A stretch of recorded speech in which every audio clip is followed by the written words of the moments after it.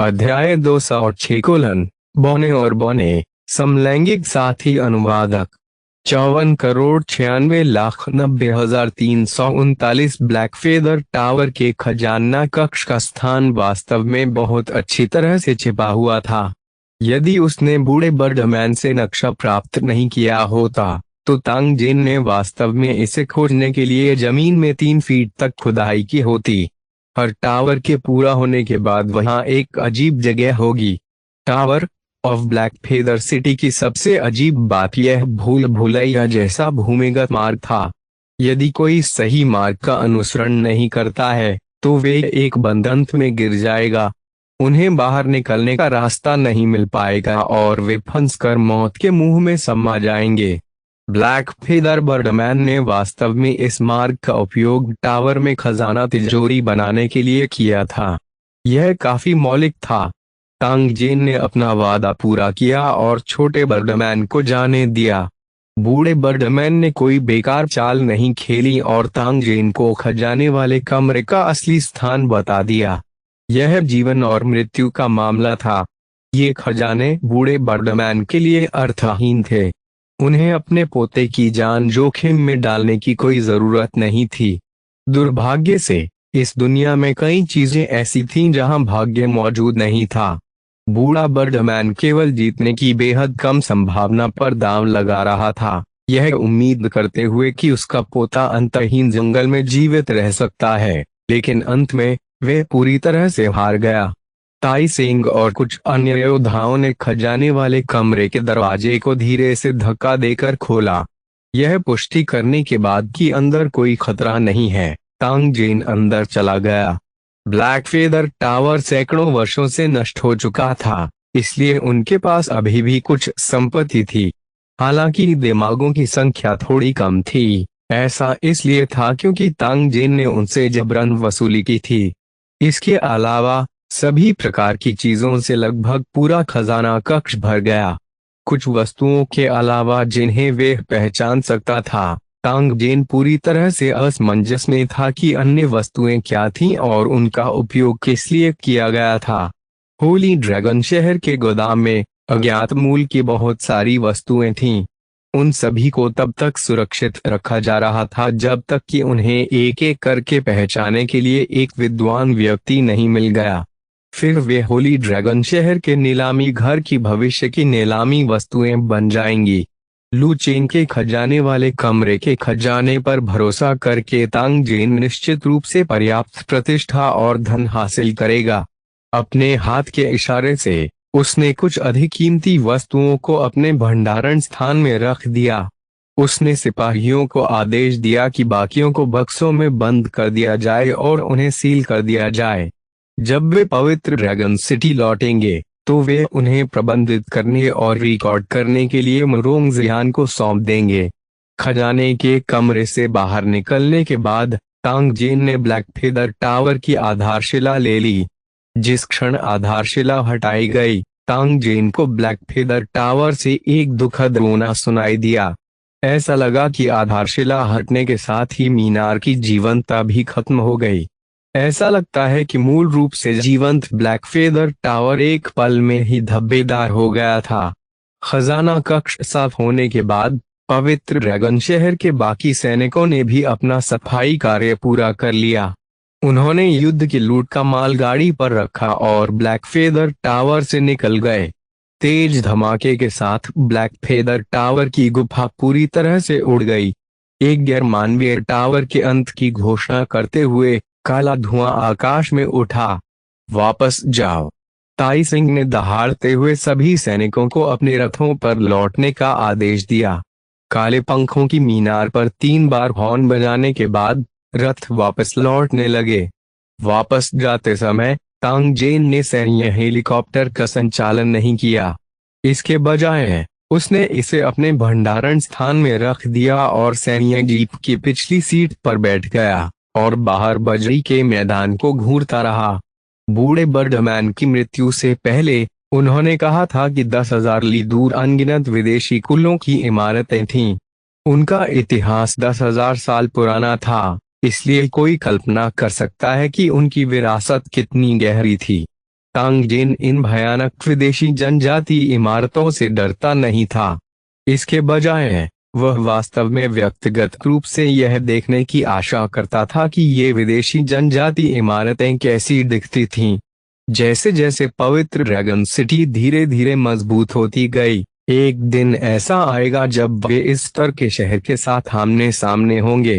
हालांकि उस समय उन्हें नहीं पता था कि होली ड्रैगन सिटी क्या बनेगी। इसके बारे में सोचते सोचते तांग जेन के विचार दूर हो गए। उनका पूरा व्यक्तित्व भी शांत हो गया था। शोर के एक विस्फोट ने तांग जेन को उसके विचारों से जगा दिया। जब वह वापस होश में आया, तांग जेन को पता चला कि उसके सामने कुछ ही दूरी पर फटे कपड़ों में दो अजीब जीव खड़े थे। सामने वाला एक बड़े ओक बैरल की तरह छोटा और मजबूत था। छाती से लटकी हुई दाढ़ी को रस्सी से बांध दिया गया था ताकि हवा से वह खराब ना हो जाए। दूसरा भूत खून का प्यासा भूत जैसा दिखता था, लेकिन गंदे और पागल राक्षसों की तुलना में यह भूत बहुत कमजोर था। उसकी नाक पर एक मोनोकल भी था। यह अजीब जोड़ा काफिले के सामने खड़ा था। प्रत्येक के हाथ में हथौड़ा था और सतर्कता से चारों ओर देख रहा था। अपने हाथ में पिस्तौल लेकर ताई सिंह ने उन दोनों को घेरने के लिए 1 दर्जन होली ड्रैगन सिटी सैनिकों का नेतृत्व किया और उन्हें अपने हथियार जमीन पर फेंकने का आदेश दिया। पब फ्यूचर द्वारा विज्ञापन तांग जेन ने सैन्य जीप से नीचे कूदने और इस अजीब जोड़ी के सामने चलने से पहले कुछ देर तक चुपचाप देखा। उनकी शक्ल सूरत से पता चलता है कि वे विदेशी जाति के बौने और बौने होने चाहिए। तांग जेन ने इन दो प्रसिद्ध विदेशी जातियों के बारे में लंबे समय से सुना था। बात सिर्फ इतनी थी कि उनसे मिलना उसके भाग्य में नहीं था। आज संयोगवश वह उन सभी से एक साथ मिल गया था। तांग जेन को आगे बढ़ते देखने के बाद टाइसन ने छोटे हथौड़े से गोबलिन की ओर इशारा किया और कहा, जब उन्होंने हमारे काफिले को देखा तो वे तुरंत पागलों की तरह हम पर टूट पड़े। मुझे नहीं पता कि वे क्या करने की योजना बना रहे थे। कुछ सैनिकों ने चेतावनी के तौर पर अपनी बंदूकें चलाईं। कौन जानता था कि गोलियों की आवाज सुनने के बाद उन्होंने वास्तव में काफिला रोका और कुछ बुदबुदाया। जैसे ही ताई सिंह के शब्द गिरे, बौना कर का आवाज में चिल्लाया, मेरा दोस्त सिर्फ तुम्हारी कार और तुम्हारा फ्लिंटलॉक देखना चाहता है।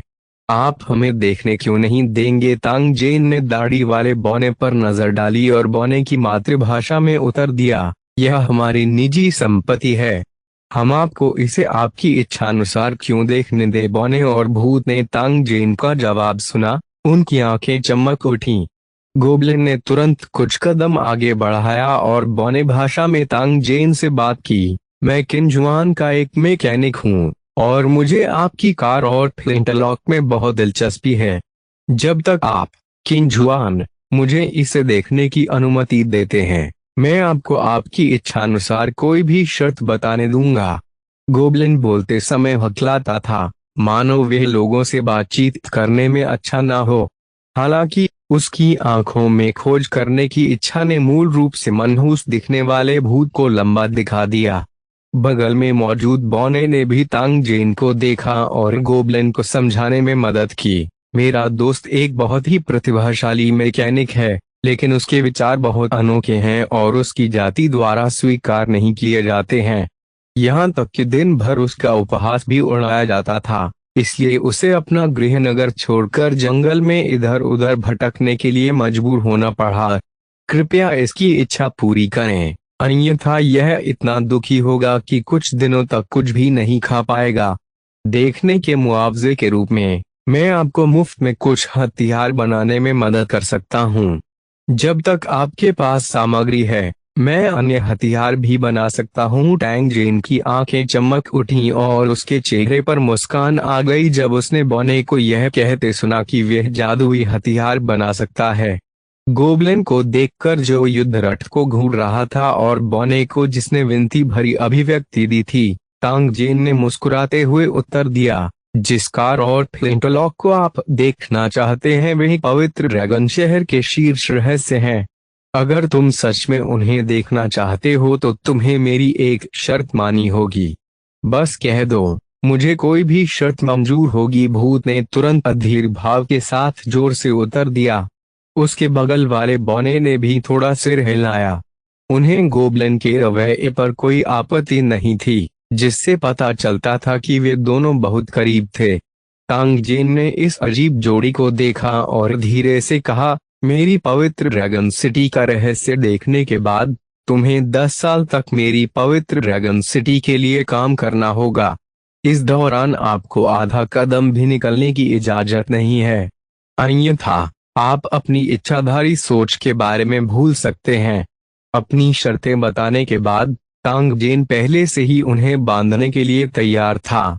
कौन जानता था कि इन दोनों लोगों ने एक दूसरे को देखने के बाद वास्तव में तांगजेन की ओर धीरे से सिर हिलाया और तांगजेन की शर्तों पर सहमति व्यक्त की।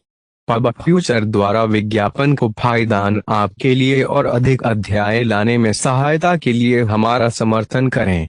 संपर्क करें साइट मैप दान करें। अध्याय 207 विजी होकर शहर में वापसी। लापता लड़की अनुवादक 54,96,90,339। तांगजेन मदद नहीं कर सका, लेकिन उसके दिल में थोड़ा संदेह महसूस हुआ क्योंकि उसने 2 साथियों को भूखे भूतों की तरह कार में खाना खाते हुए देखा।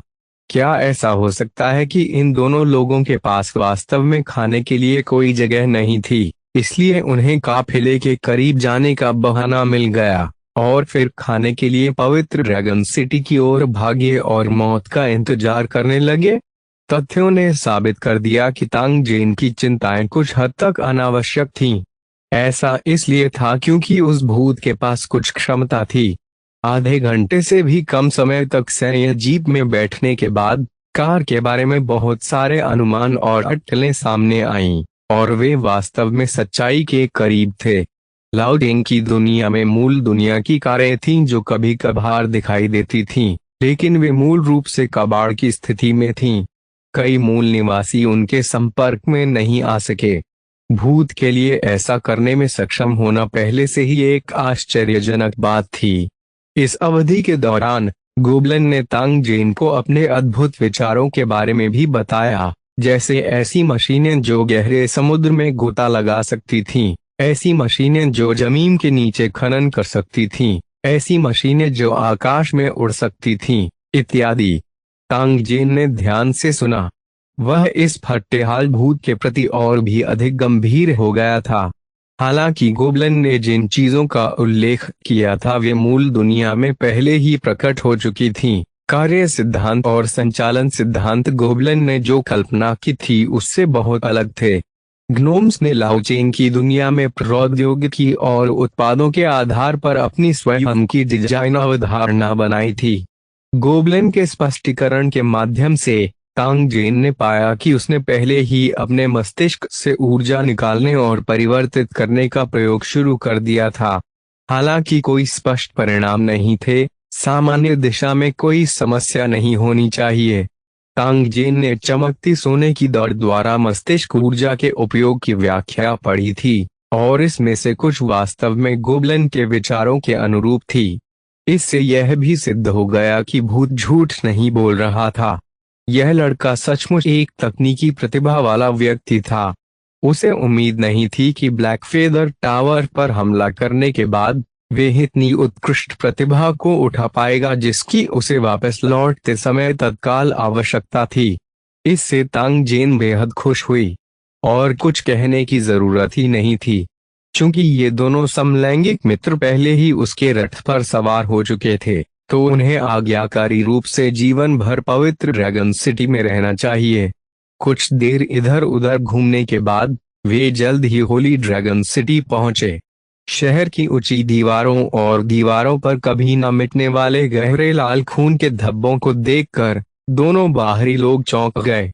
रथों की वापसी के साथ पूरे पवित्र ड्रैगन सिटी में उत्सव का माहौल था।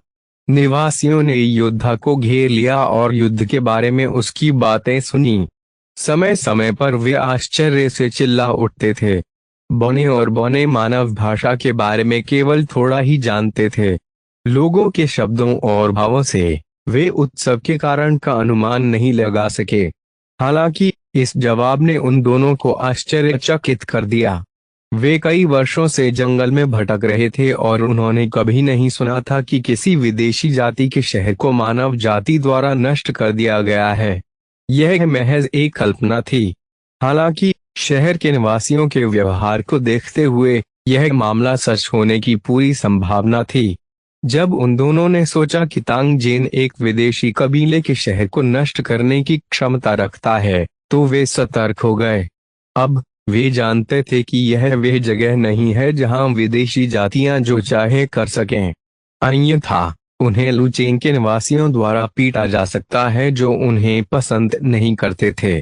स्वागत समारोह समाप्त होने के बाद तांग जेन को कुछ ऐसे निवासी मिले जो थोड़ी भूतिया और बौनी भाषा जानते थे और उनसे कारों और राइफलों का अध्ययन करने के लिए दोनों लोगों का अनुसरण करने के लिए कहा। पब फ्यूचर द्वारा विज्ञापन दोनों का शोध समाप्त होने के बाद लुडा नाम का भूत उस प्रयोगशाला में प्रवेश करेगा जिसे तांग जेन ने उसके लिए तैयार किया था और मस्तिष्क में ऊर्जा के उपयोग पर शोध शुरू किया था।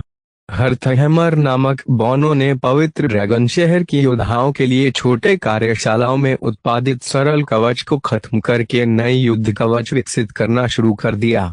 सब कुछ ठीक से व्यवस्थित होने के बाद तांग जेन ने अपनी आवश्यकताओं के अनुसार गोबलिन लुडिये के परीक्षण में सहायता के लिए कुछ उपकरण खरीदने की तैयारी की। इन कलाकृतियों की मदद से लुडिये की शोध गति काफी तेज हो जाएगी। हालांकि उन्हें नहीं पता था कि उनके किराए के घर की खोज संयुक्त राज्य अमेरिका के गुप्त सेवा एजेंटों द्वारा की गई थी। तांग जेन ने फिर भी इसे टेलीपोर्टेशन बिंदु के रूप में उपयोग करना चुना। यह उनके लिए संयुक्त राज्य अमेरिका के रवैये को परखने का भी एक तरीका था। उनका मानना था कि अमेरिकी गठबंधन की क्षमता से वे यह जगह जरूर पा सकेंगे। यदि उन्होंने फिर भी उसे घेरने और पकड़ने का फैसला किया तो तांग जेन को अपने गृहनगर में जाने और हंगामा खड़ा करने में कोई आपत्ति नहीं होगी। टेलीपोर्टेशन समाप्त होने के बाद तांग जेन अपने किराए के अपार्टमेंट के लिविंग रूम में दिखाई दिए। उन्होंने all round digital battle interface को सक्रिय किया और यह देखने के लिए आसपास स्कैन किया कि क्या कोई सुनने या निगरानी करने वाला उपकरण है। स्कैन के नतीजों ने तांग जेन को बहुत संतुष्ट किया। आसपास ऐसा कुछ भी नहीं था जिसे वह देखना नहीं चाहता था। इसका मतलब यह था कि गुप्त सेवा कर्मियों ने या तो इस जगह की खोज नहीं की थी या वे तांग जेन से संपर्क करने के लिए किसी अन्य तरीके का उपयोग करना चाहते थे। या तो दोनों अनुमान गलत थे या अमेरिकी गुप्त सेवा एजेंट तांग जेन को एक घातक झटका देने के लिए और भी अधिक सुरक्षित जाल बिछा रहे थे। इससे कोई फर्क नहीं पड़ता कि दूसरा पक्ष किस तरीके का उपयोग करना चाहता था, तांग जेन बस इसे अपनाएगा। देखते हैं आखिर कौन जीतेगा। धीरे धीरे घर से बाहर निकलते हुए तांग जेन ने अपनी कार का दरवाजा खोला और गाड़ी चलाने ही वाला था कि तभी जिनमिंग गजेन और लिन हुईयान अचानक दरवाजे पर आ गए। ऐसा लग रहा था कि वे काफी देर से बाहर इंतजार कर रहे थे। तांग जेन के बाहर आने का इंतजार कर रहे थे। तांग जेन को देखने के बाद जिनमिंग जेन ऊपर चले गए और तांग जेन से शिकायत की, चाचा आप इस समय कहाँ भाग गए थे?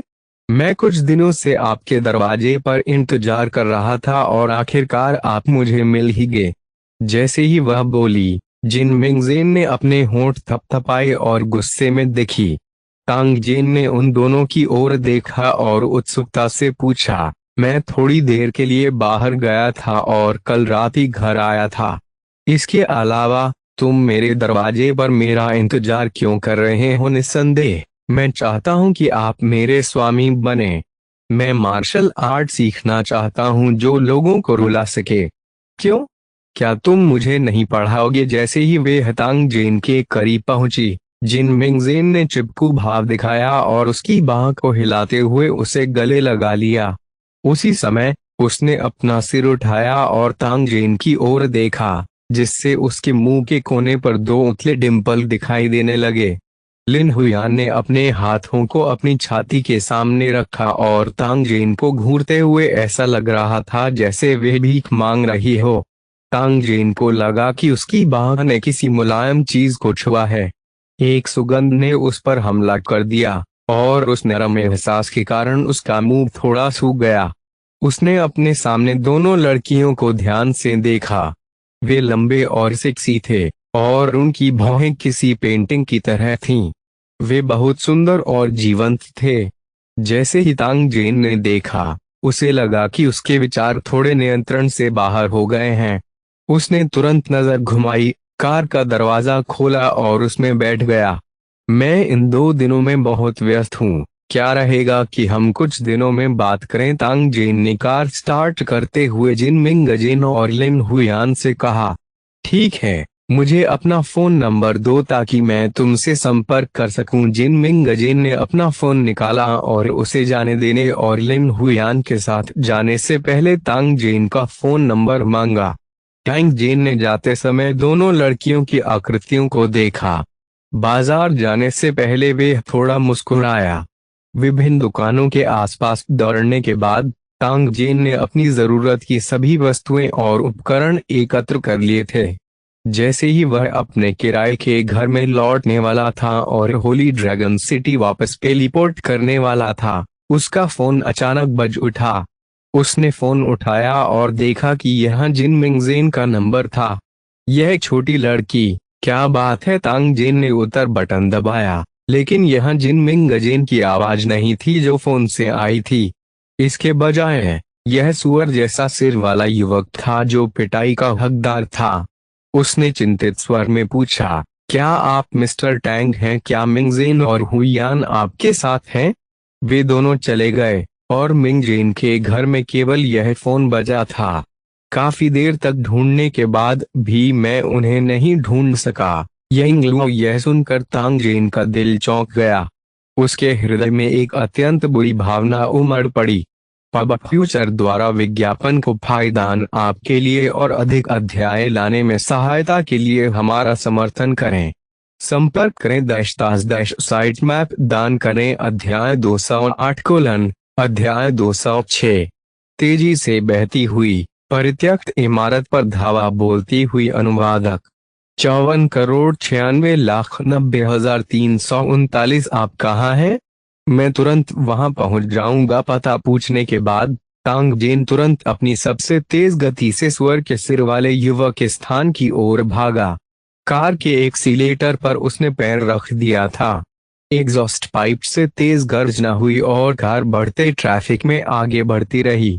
जैसे ही तांग जेन वहां से गुजरा, डरे हुए ड्राइवर हॉर्न बजाते रहे और अपना सिर बाहर निकालते रहे और पास से गुजर रहे पिकअप ट्रक को कोसते रहे।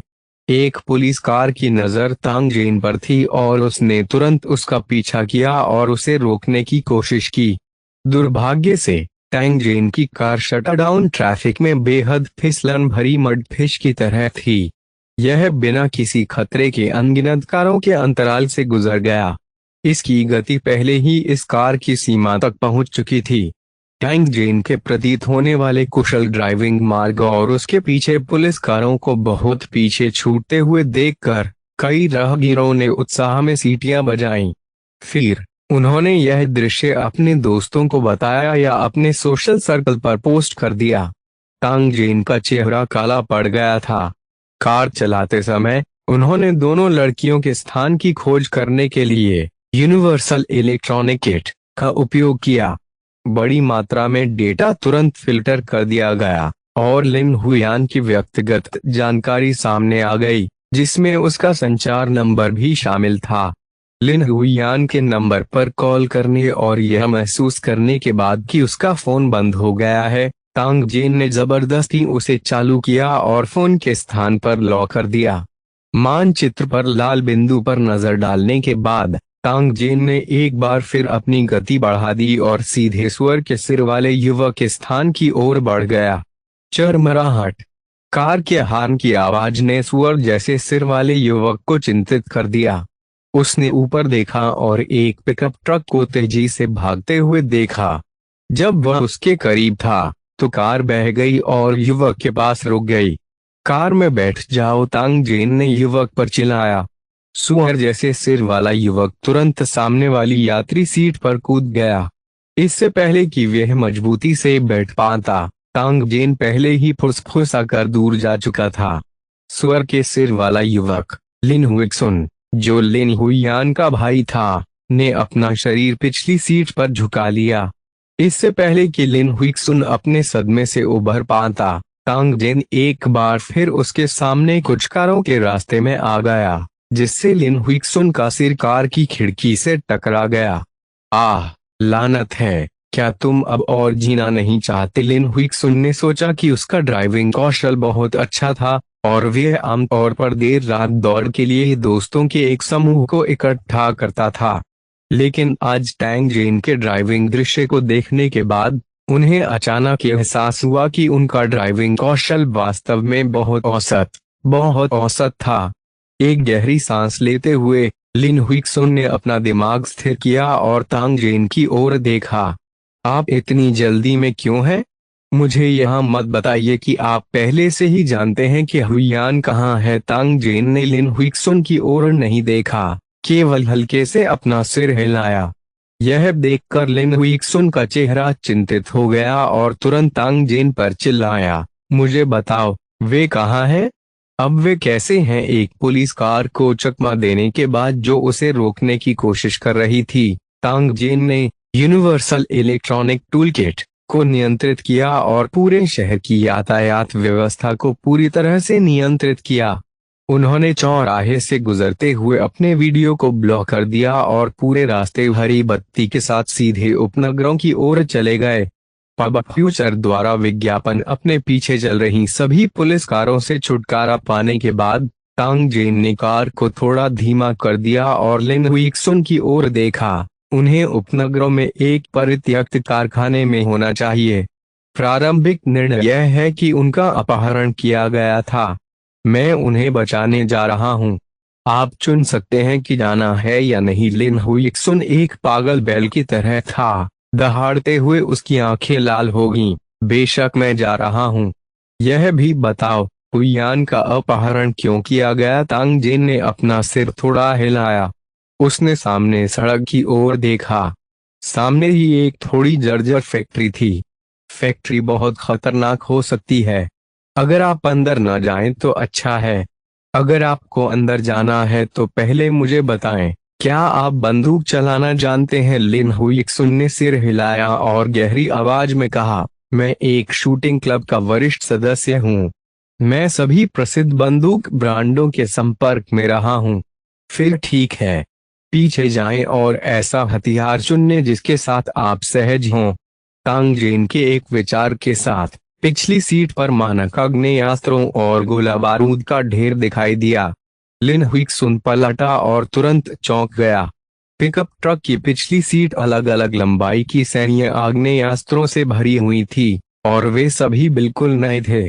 ड्राइवर की सीट के खाली स्थान से कूदते हुए लिन हुइक्सुन ने एक मानक अमेरिकी सैन्य बंदूक, अपनी कमर पर एक पिस्तौल और अपनी जेब में 7 या 8 पत्रिकाएं निकाली।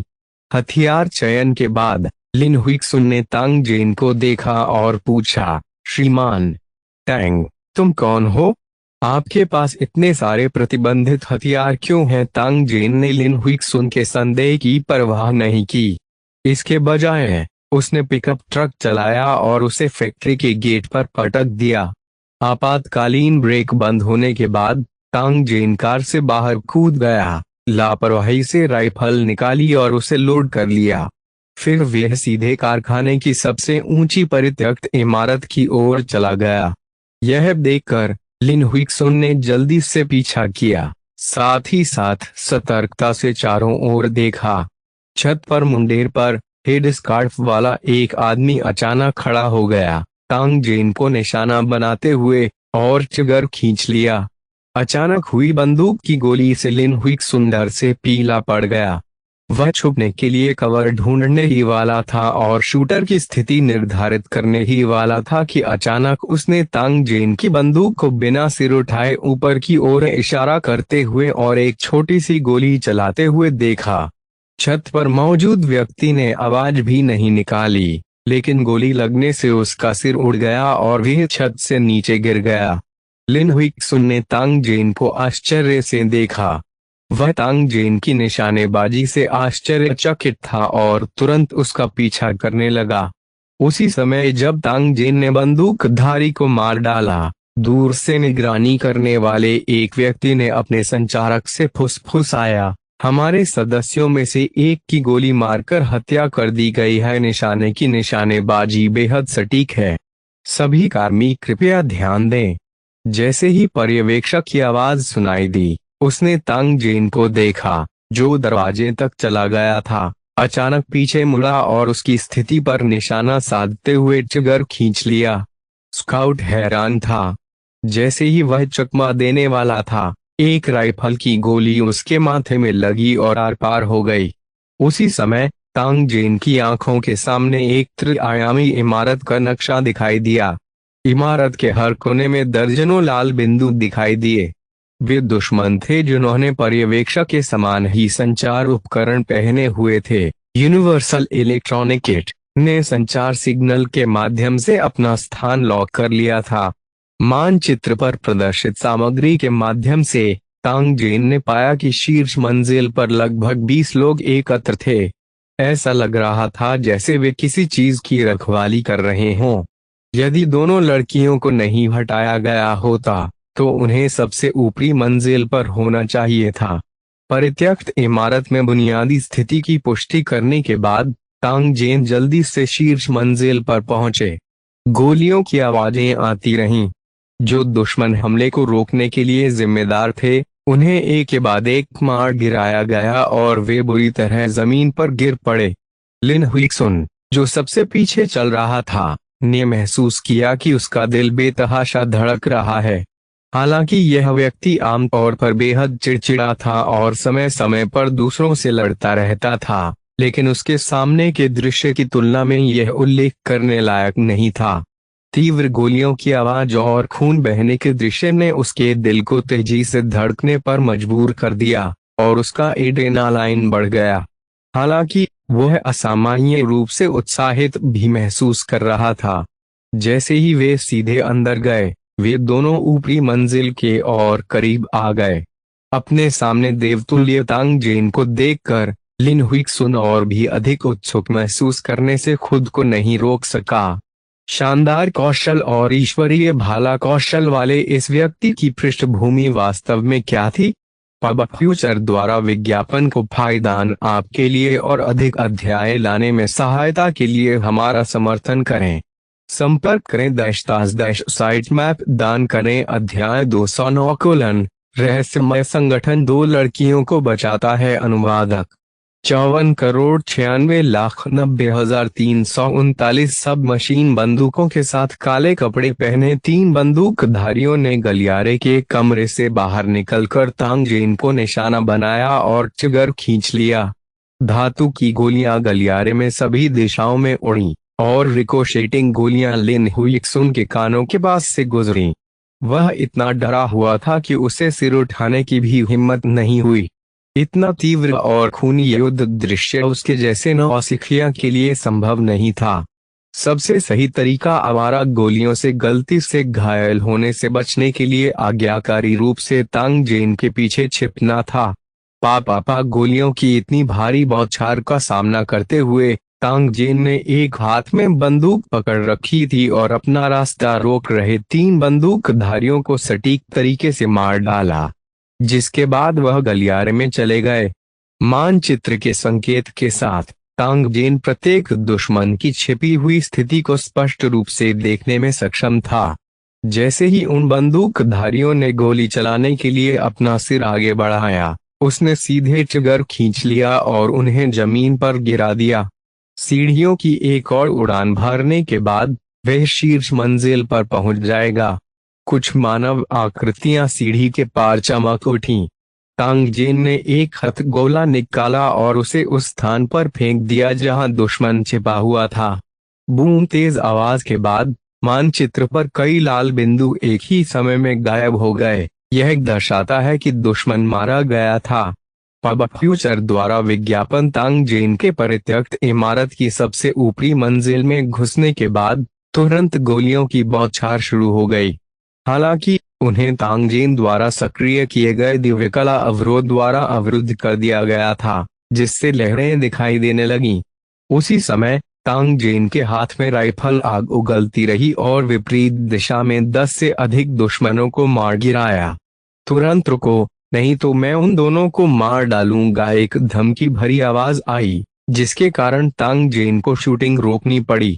उसने अपने सामने स्थिति की ओर देखा। दोनों लड़कियों के चेहरे पर आंसू बंधे हुए थे। उनमें से प्रत्येक को रस्सी से लटका दिया गया था और छत से दीवार तक फैली लोहे की पाइप चरखी पर लटका दिया गया था। फिलहाल दोनों महिलाओं के शव ऊपरी मंजिल के बाहर आसमान में मंडरा रहे थे। वे असहाय भाव से तांगजेन को देख रहे थे। काले रंग के एक मजबूत आदमी ने रस्सी के दूसरे सिरे को दोनों हाथों से पकड़ लिया। जब तक वे उसके हाथ छोड़ता, दोनों लड़कियां आसमान से गिर जाती। वे जमीन से 10 मीटर ऊपर थे और अगर वे गिरते तो आम लोग निश्चित रूप से मर जाते। तांगजेन ने अपने सामने 10 से अधिक दुश्मनों को देखा। उसने हाथ में पकड़ी राइफल को थोड़ा नीचे किया और ठंडे स्वर में कहा, आप कौन हैं? आप क्या चाहते हैं? काला मुखौटा पहने एक व्यक्ति ने एक कदम आगे बढ़ाया और तांगजेन से कहा, हेलो श्री तांगजेन, हमारा संगठन आपकी बहुत प्रशंसा करता है और आपको अतिथि के रूप में हमारे मुख्यालय में आमंत्रित करना चाहता है। हालांकि हमें डर है कि आप हमें मना कर देंगे, इसलिए हम यह योजना लेकर आए हैं। कृपया हमारी अशिष्टता के लिए हमें क्षमा करें और हमारा निमंत्रण स्वीकार करें, नहीं तो ये दोनों खूबसूरत लड़कियां तुम्हारी वजह से मर जाएंगी।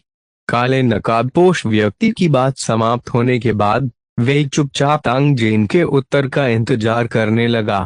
तांगजेन ने ठंडे स्वर में नाकभौं से कोड़कर नकाबपोश आदमी से कहा, क्या तुम मुझे धमकी दे रहे हो या क्या आपका संगठन हमेशा अपने मेहमानों को इसी तरह आमंत्रित करता है?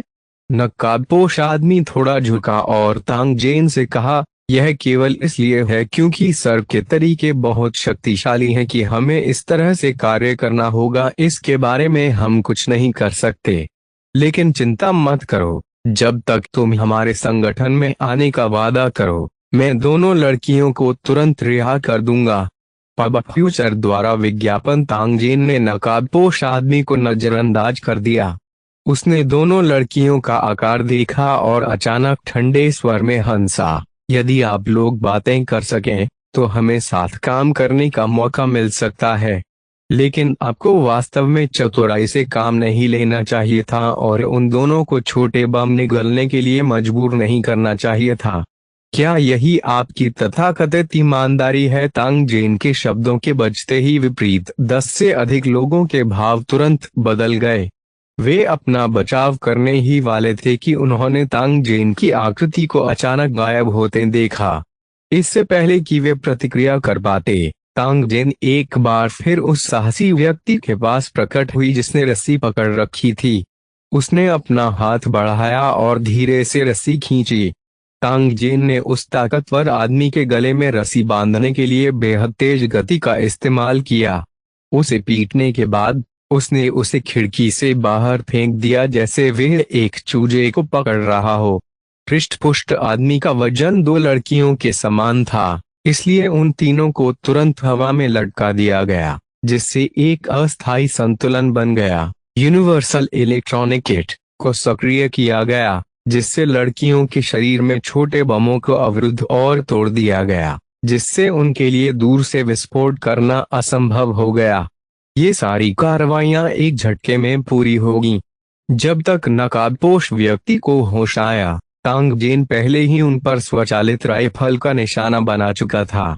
पापा तेजी से गोलियों की बौछार हुई और 1 दर्जन से अधिक दुश्मन एक के बाद एक जमीन पर गिर पड़े। जब नकाबपोश आदमी को गोली मार दी गई, तब भी वे 2 लड़कियों के शरीर में छोटे बम विस्फोट करने की कोशिश कर रहा था। रिमोट कंट्रोल को 4-5 बार दबाने के बाद भी बम नहीं फटा।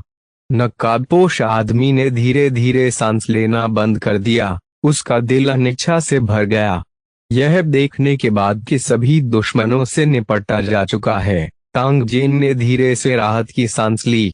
उसने उस हटे कट्टे आदमी को खिड़की से उठाया जिसकी सांसें पहले ही बंद हो चुकी थीं और फिर सावधानी से दोनों लड़कियों को अपनी तरफ खींच लिया।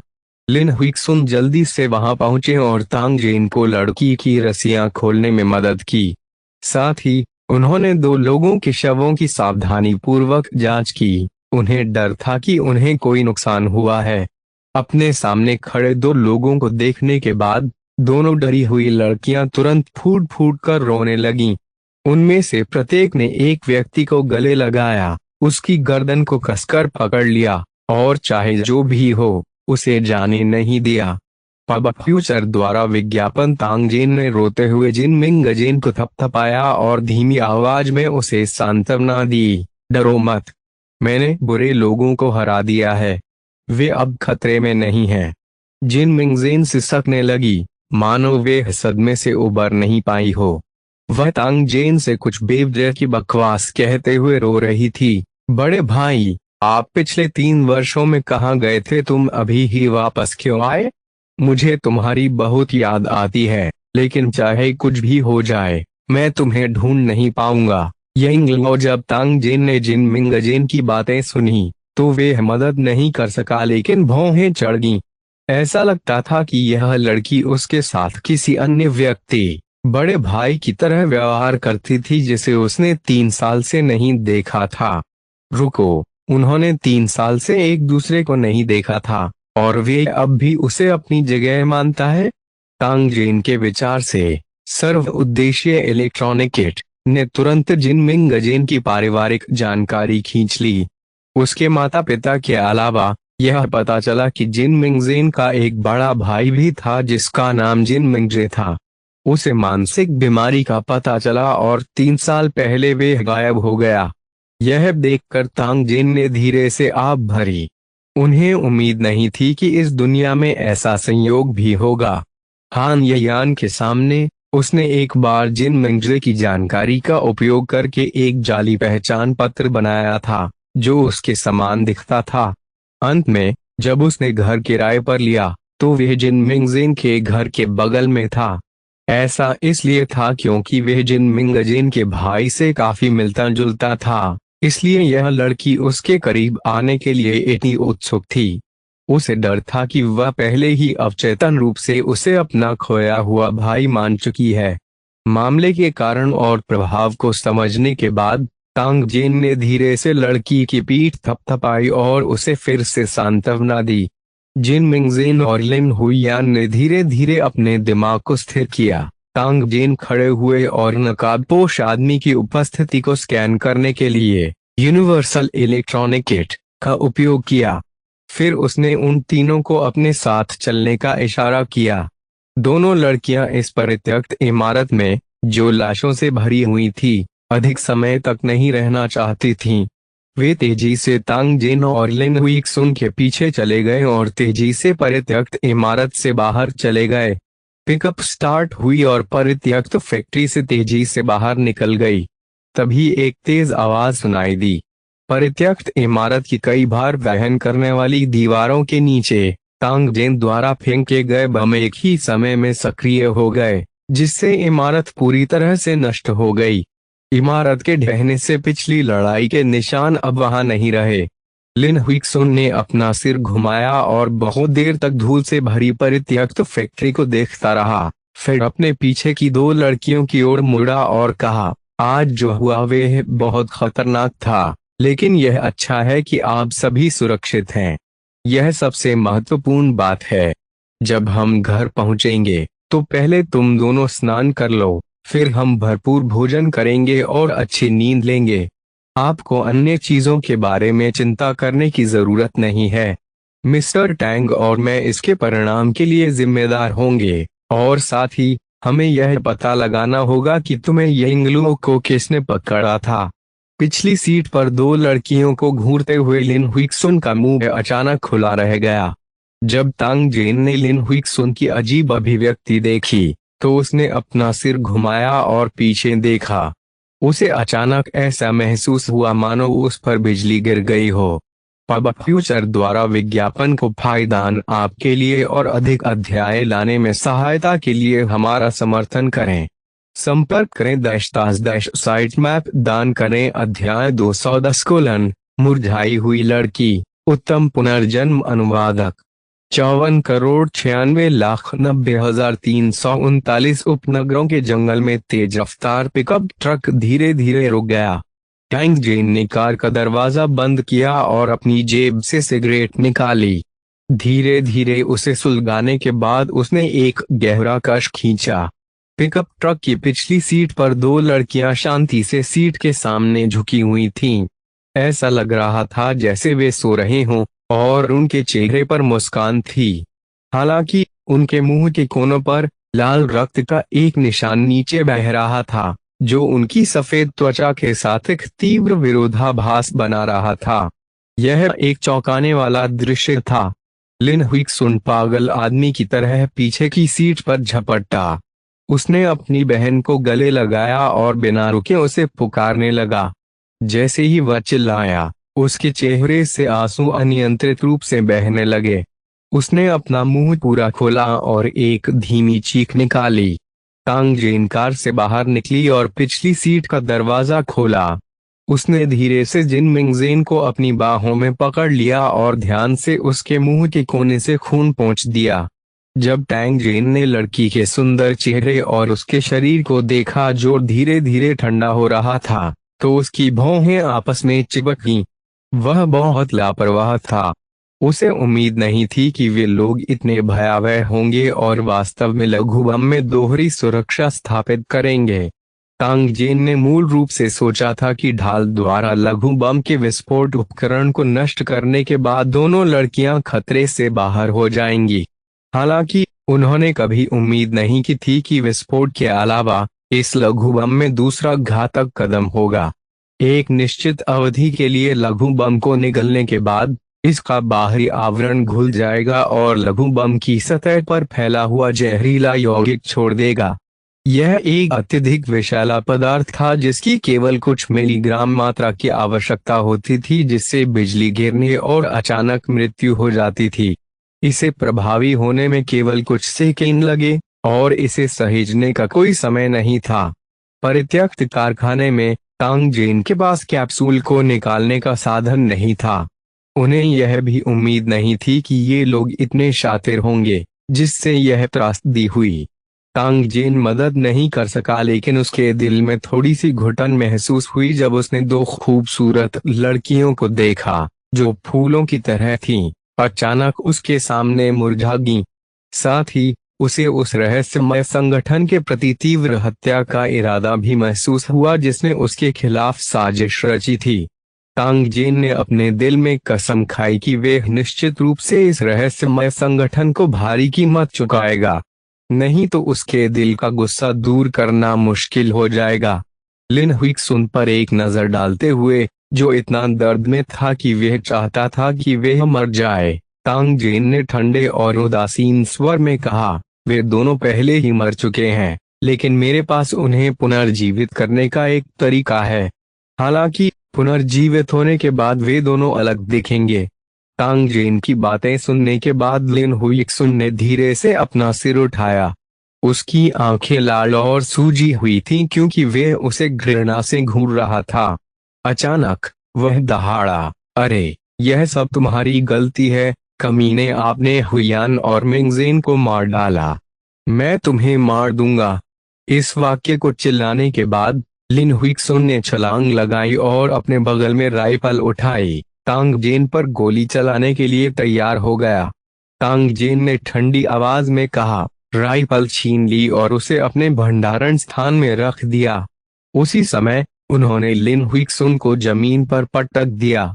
लिन हुइक्सुन को कोई दर्द महसूस नहीं हुआ क्योंकि वे फिर से उठने के लिए संघर्ष कर रही थी।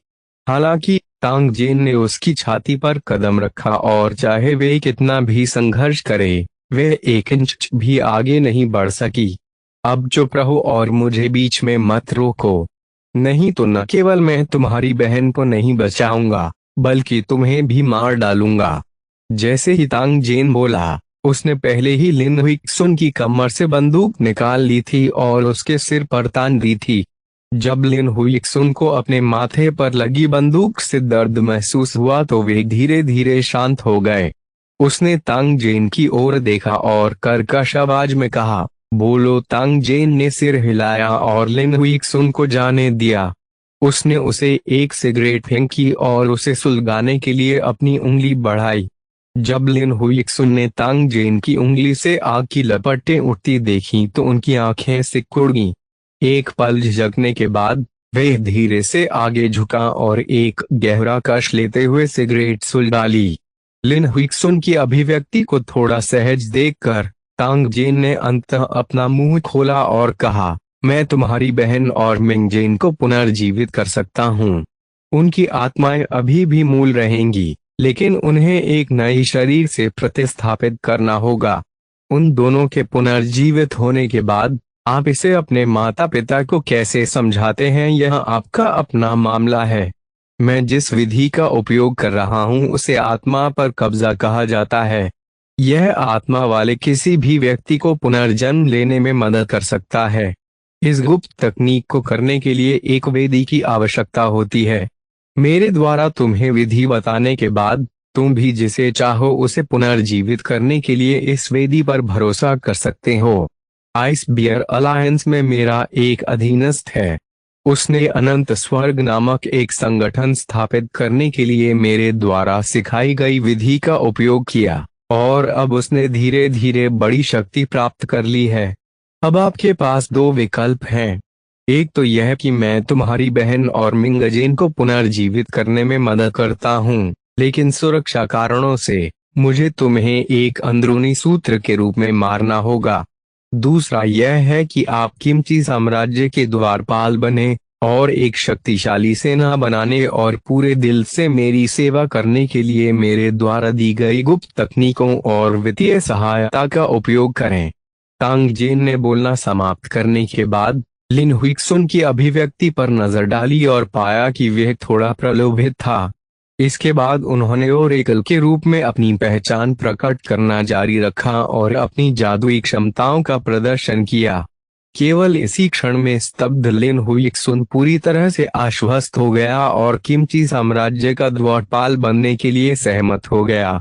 लिन हुइक्सुन के विचार के अनुसार वे एक कंपनी स्थापित करेंगे और कंपनी को आगे बढ़ाने के लिए तांग जेन द्वारा दिए गए समर्थन का उपयोग करेंगे। साथ ही वह जून फेंग और इवानोव से भी संपर्क करेंगे। तीनों द्वारपाल एक दूसरे की मदद करेंगे और धर्मनिरपेक्ष दुनिया में धन और शक्ति पर अधिक नियंत्रण के लिए लड़ने के लिए एक दूसरे की शक्ति उधार लेंगे। इसके बाद तांग जेन ने दो लड़कियों की आत्माओं को निकालने और उनके शरीर को भंडारण स्थान में डालने के लिए ब्रेन पर्ल का उपयोग किया। फिर उसने पुनरुत्थान की तैयारी करने के लिए लिन हुइक्सुन को अपने किराए के घर में खींच लिया। तांग जेन के सुधारों के कारण पुनर्जन्म वेदी बहुत जल्दी स्थापित की गई।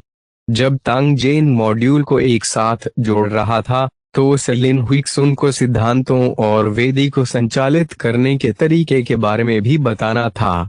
पुनर्जन्म वेदी स्थापित होने के बाद तांग जेन को वापस पवित्र ड्रैगन सिटी में टेलीपोर्ट किया गया। उसने मातृ वृक्ष के फल से दो पूर्ण स्त्री शरीर निकाले और उन्हें वापस किराए के घर में ले आया। तांग जेन को हवा से बाहर आते देख लिन हुइक्सुन की अभिव्यक्ति थोड़ी आश्चर्यचकित हुई, लेकिन वह जल्दी ही शांत हो गया। हालांकि जब उसने तांग जेन को अपने हाथ हिलाकर दो आदर्श महिला शरीरों को बनाते हुए देखा तो वह अपने दिल में जिज्ञासा को दबा नहीं सका और उसने तांग जेन से इन निकायों की उत्पत्ति के बारे में पूछा। लिन हुइक्सुन का मुंह खुला रह गया जब उसने सुना कि शव एक विशाल पेड़ के फल से आए हैं। वह उस दिव्य क्षेत्र की चाहत से भी भरा हुआ था जिसका उल्लेख तांग जेन ने किया था। दोनों शवों को रक्तकुंड में डालने के बाद तांग जेन ने बैंगनी बिजली की छोटी तलवार का उपयोग करके शवों के ग्लेबेला को काट दिया और उन दिमागों को उनके सिर में प्रत्यारोपित कर दिया जिनमें दोनों लड़कियों की आत्माएं थीं। विशेष साधना पद्धति के कारण शरीरों में उपचार करने की अत्यंत प्रबल क्षमता थी। कुछ ही मिनटों में दोनों के शरीर पर लगे घाव पूरी तरह ठीक हो गए और कोई निशान नहीं था। टांग जेन ने 2 लड़कियों पर जिस सोल लॉजिंग सीक्रेट तकनीक का इस्तेमाल किया था, वे और भी उच्च स्तरीय संस्करण था। यह सुनिश्चित कर सकता है कि 2 लड़कियों का मस्तिष्क नष्ट किए बिना अनंत बार पुनर्जन्म हो सकता है। टांग जेन का प्रयोग सफल होने के बाद, भले ही उनके दिमाग चकनाचूर हो गए हों, दोनों महिलाएं अपनी मृत्यु के तुरंत बाद आत्मा संचरण को पूरा करने और दूसरे अतिरिक्त शरीर से पुनर्जीवित होने में सक्षम होंगी। यह आत्मा को छुपाने की गुप्त तकनीक का भयानक पहलू था। अपने अस्तित्व के साथ, यह तांग जेन के पास एक मरे हुए सेना के बराबर था। दुनिया में कौन इसकी धार को चुनौती देने की हिम्मत करेगा? को फायदान आपके लिए और अधिक अध्याय लाने में सहायता के लिए हमारा समर्थन करें। संपर्क करें -- साइट मैप दान करें।